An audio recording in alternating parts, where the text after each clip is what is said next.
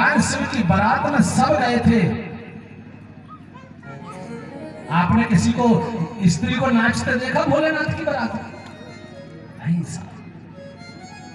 जब बारात गई ना तो पहुंची मैना रानी बढ़िया थाली लेकर के। अब घूंघट तो इतना, आरती उतारना था, सोचा क्या करूं, और जैसे ही आरती उतारने के लिए आरती ली और घुमाना शुरू किया तो कटोरी रखी थी दूध की और भगवान भोलेनाथ के गले में करिया, और जैसे ही दूध की कटोरी पे करिया की नजर पड़ी तो उसने सोचा चलो अपना पेट तो भर, अपने भोजन का पेट भरने का इंतजाम तो हो गया। तो जैसे ही थाली ऊपर गई करिया ने दूध पीना शुरू किया।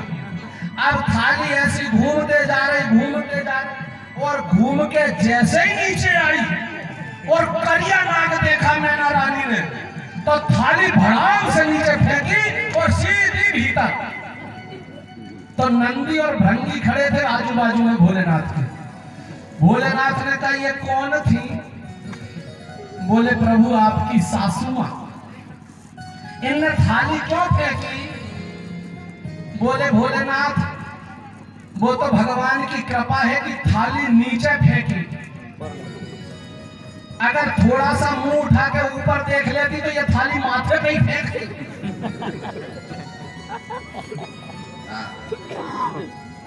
ये तो नसीब है कि ये थाली नीचे फेंकी। ये तुम्हारे गले में जो डिपार्टमेंट है ना, इसको देख के अच्छे अच्छे के होश उड़ जाते हैं। इसलिए प्रभु वो डर के भाग गई। मैना रानी अंदर पहुंची, माता पार्वती से कहा बेटी आज मैंने शिव के रूप को देखा है, अभी तक शिव जी को देखा नहीं था माता मैना। आज पहली बार भगवान का जब अद्भुत रूप देखा, भयंकर विकराल स्वरूप देखा, तो कहा पार्वती मुझे अगर पता होता कि तेरा पति ऐसा है तो मैं शादी से मना कर देती, पर बेटी अब क्या करूं। पर बारात द्वार पर आ गई है। तो जैसा माता सती ने शिव जी के रूप को देख करके निवेदन किया था कि प्रभु आप रूप को बदल लें, मैना रानी को भगवान ने अपने अलौकिक रूप देख के दर्शन कराए। बोलिए शंकर भगवान की जय हो। भगवान को अंदर प्रवेश कराया गया है, चौकी पर बिठाया गया है। ब्रह्मा जी से कहा कि ब्रह्मा जी आप विवाह करवाएं।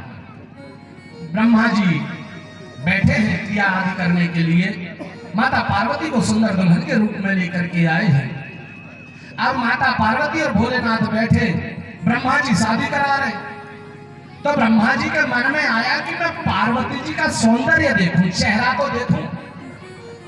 और उसी समय पर ब्रह्मा जी ने सोचा कि चेहरा दिखेगा कैसे, घूंघट है। पहले के समय में दुल्हन भी जब आती थी ना तो वो भी घूंघट करके आती थी, चेहरा नहीं दिखता था पहले जब विवाह होता था। तो आज माता पार्वती का चेहरा पूरा ढका हुआ था। ब्रह्मा ने सोचा कि मैं चेहरा देखूं, पर कैसे देखूं?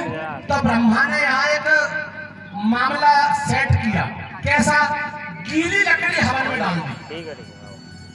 जैसे ही हवन में वेदी में गीली लकड़ी डाली तो हुआ धुआं। अब धुआं हुआ तो पूरा धुआं हो गया, किसी को कुछ दिखा नहीं। भगवान की आंखों में धुआं चला गया, भगवान आंख मलने लगे। उस धुएं का फायदा उठा करके और ब्रह्मा जी ने माता पार्वती का घूंघट उठा के चेहरा देख लिया।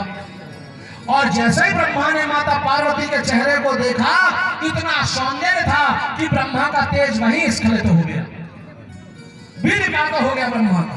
अब ये दृश्य भगवान शिव ने देख लिया। भगवान शिव ने उसी समय भैरव को प्रकट किया। भैरव से कहा ब्रह्मा को छोड़ना नहीं, मार डालो इसको। तभी देवताओं ने कहा प्रभु क्षमा कर दो, अभी विवाह का समय चल रहा है, आप अगर ब्रह्मा को मार डालेंगे तो समस्या हो जाएगी, ये मामला बाद में निपटाना, अभी तो शादी करो। कहा ठीक है। भगवान ने उसी समय माता पार्वती का हस्त कमल अपने हाथ में लिया है। ब्रह्मा जी ने विधि पूर्वक विवाह इत्यादि करवाया है। विवाह होने के बाद समय बीता, बड़े धूमधाम से शिव जी का विवाह हुआ और विदा की बेला आई तो एक ब्राह्मण पत्नी से कहा कि जाओ पार्वती को पतिव्रत धर्म की शिक्षा दो। माता पार्वती पहुंची है और ब्राह्मणी के पास बैठी है। ब्राह्मणी ने कहा, पार्वती, नारी का धर्म है कि उसे पति से पहले भोजन नहीं करना चाहिए। पहले पति को भोजन कराए, फिर सास ससुर को भोजन कराए, परिवार के सभी को भोजन कराने के बाद फिर पत्नी को भोजन करना चाहिए। पति से पहले सोना नहीं चाहिए, पति से ऊंची आवाज में बात नहीं करना चाहिए, पति से आवेश में बात नहीं करना चाहिए, पति का नाम भी पत्नी को नहीं लेना चाहिए। अरे शास्त्रों में तो ये कहा गया है कि पति का नाम तो छोड़ो, स्त्री को अपने बड़े बेटे का नाम भी नहीं लेना चाहिए। कई घरों में बड़े बेटे को नाम से पुकारती हैं माताएं, पर ये शास्त्र कहते हैं कि घर में जो बेटा बड़ा अगर होए तो उसको भी माँ को बेटा बेटा कह के पुकारे या दूसरा कोई नाम रख ले, पर बेटे का जो नाम है उस नाम से नहीं पुकारना चाहिए। ये शास्त्र है। पहले माताएं पति का नाम नहीं लेती थी। अगर कोई माताओं से पूछता था कि तुम्हारे पति का नाम क्या है, तो माताएं क्या करती थी, कोई खेलता होता था बच्चा, उसको बोले, गुड्डू इधर, तेरे कक्का का नाम बता दो, ये तेरे कक्का का नाम पूछ रहे, तो दूसरे से कहलवाती थी। लेकिन आजकल की पत्नी से पूछो ना, क्यों तुम्हारे पति का नाम राम भरोस, डायरेक्ट नाम लेती हैं साहब। उन्हें यही नहीं पता कि हम पति का नाम ले रही हैं, क्या करें, शर्म आना चाहिए।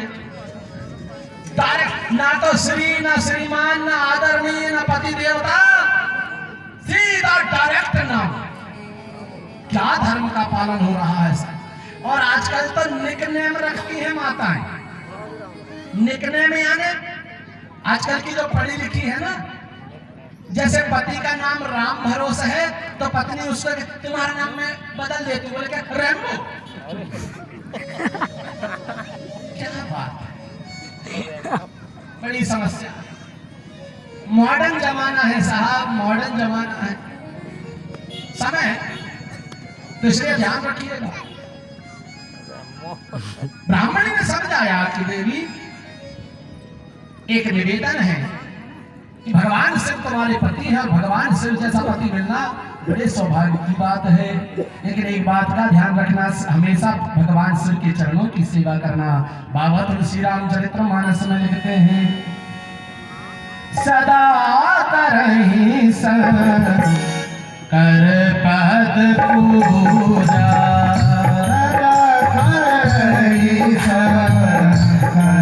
पद पूजा, सदा करहि कर पद पूजा।